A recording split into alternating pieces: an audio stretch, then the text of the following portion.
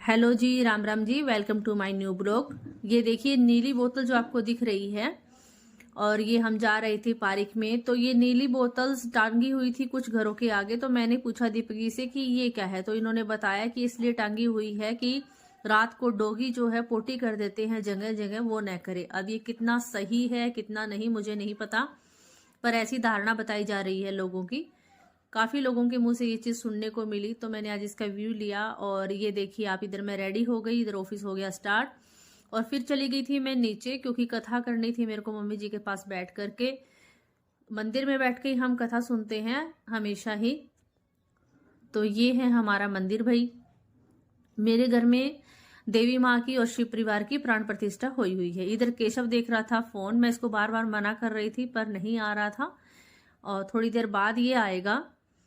तो यहाँ पे मैंने लगा दी है धूप, और सिद्धे में रख लिया है हमने आटा, चीनी और जल का लोटा, और ये सब चीजें, केले और दक्षिणा।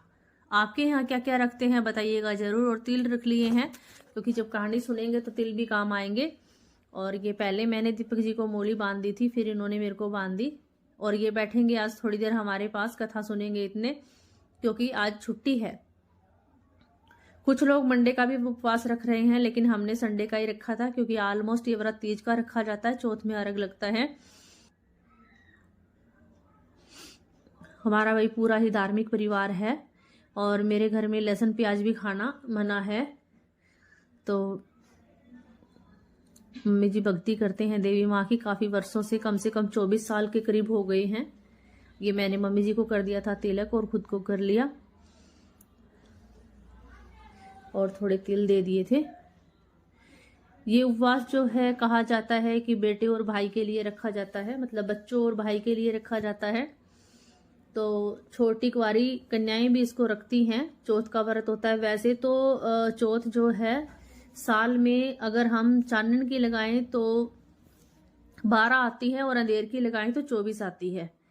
बट कहते हैं कि 12 नहीं तो 6 करे, 6 नहीं तो 4 करे, 4 नहीं तो 2 करे, 2 तो जरूर ही करे, एक जोड़ा। तो एक करवा चौथ का व्रत होता है, और एक ये तिलकुटी का व्रत, जिसमें तिल खाए जाते हैं कूट के दोपहर में। और ये मैंने लोटे पर स्वास्तिक बना दिया, दोनों लोटों पर मैंने स्वास्तिक बनाए। ये सब काम हमेशा मेरा ही रहता है, और कथा भी मुझे बहुत अच्छे से आती है भाई।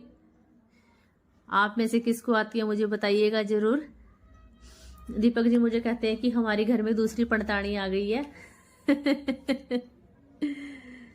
और मम्मी जी को बांध दी थी मोली, तब तक रेडी होकर के आ गए थे।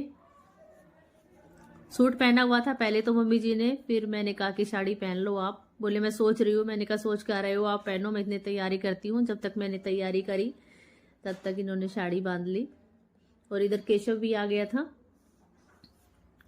और फिर हमने सुनी कहानी, मैंने सुनाई कहानी।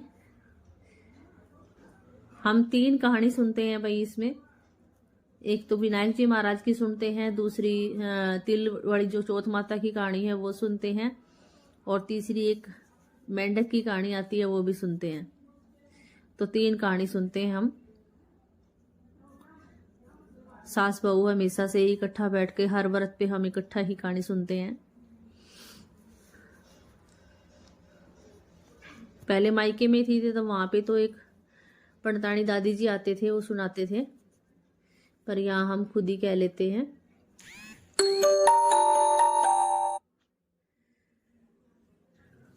और उसके बाद कहानी हो गई थी संपन्न, तो हमने अर्घ दिया सूर्यदेव भगवान को। बीच बीच में केशव जो है अपना मस्ती कर रहा था खुद के डैडी जी के साथ में।